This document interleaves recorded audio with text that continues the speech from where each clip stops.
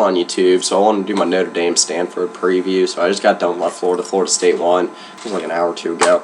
So go ahead and start with my 3 keys for Stanford. First one is Deshaun Kaiser to have 4+ total touchdowns. Whenever he does get, whenever he puts up at least 21, 28 points by himself, then you have to take him out, or you got to take him out of the game, which involves his dual threat ability. And then it leaves other things like CJ Procise, Will Fuller open. Now that leads into my second key, which is get Will Fuller 12+ touches. He's your biggest playmaker on offense. You do have a lot of them, but he is your biggest playmaker. And whether it's just doing a little jet sweep to get him the ball, running screens, or just throwing him all routes, you've got to get him the ball. Third one is hold Stanford to under 200 rushing yards. You need to possess the ball a little bit. You can't let Stanford. Their defense is pretty good when they're limited, when they have limited action on the field. Stanford's defense is pretty good. Stanford is a pretty good possession team, so you've got to take that away from them. And you know what? Obviously, they have one of the better running backs in the country, Christian McCaffrey, and they've got other running backs too. So you do have to hold them under 200 yards, and that's not an easy task. All right.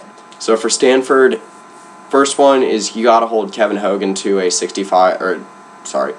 Kevin Hogan has to have over 65% completion percentage. I'd say he doesn't. I don't know about 65, but at least 60. So Kevin Hogan has been. He's been a lot more consistent this year than in years past. That's been one of his biggest knocks. It's just overall consistency, which is hard to disagree with. But he has had a few bad games this year.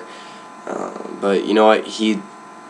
Overall, like I said, he's had a pretty good season, but he's got to be able to complete passes. He's got to be able to move the ball, and he's got to take some of the attention off of Christian McCaffrey, which again leads into my second point. Christian McCaffrey, 200 yards, 2 touchdowns. If he's able to, honestly, sad.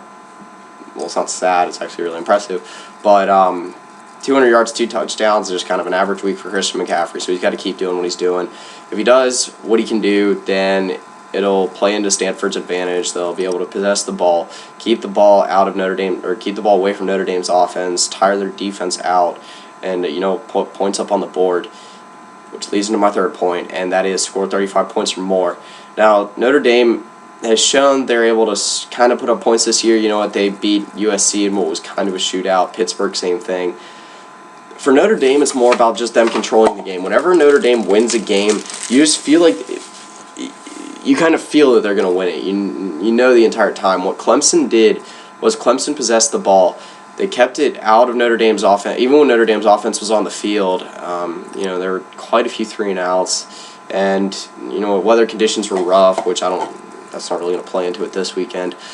But with Stanford possessing the ball, putting up points, that's what obviously, that's how you win a football game. But that's how Stanford's going to win is at least having, I'd say, at least 60%, or at least possessing the ball 60% of the game, and putting up 35 points or more. Notre Dame's offense really hasn't blown anyone out of the water with points this year. They put up 40, 45 points. I think they put up 60 on UMass, but that was really the only one I saw.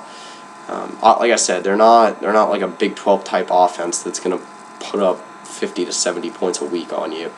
So Stanford can turn it into a shootout, or just run away with it, obviously, and that helps.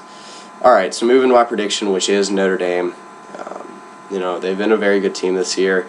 Stanford has too, but Stanford has struggled in games like this that involve a top 15 opponent. Stanford did lose to Oregon, who might now be top 15 in the playoff rankings. They aren't yet. They lost Northwestern, and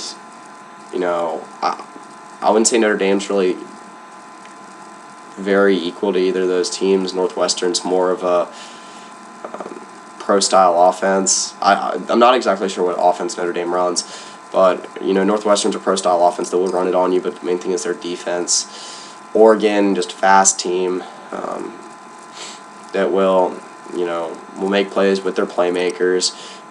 Will just pretty much outrun you, and just pretty much out-talent you. And Notre Dame isn't really either of those teams. Notre Dame's just going to methodically move it down the field on you and really just, just play fundamentally better football.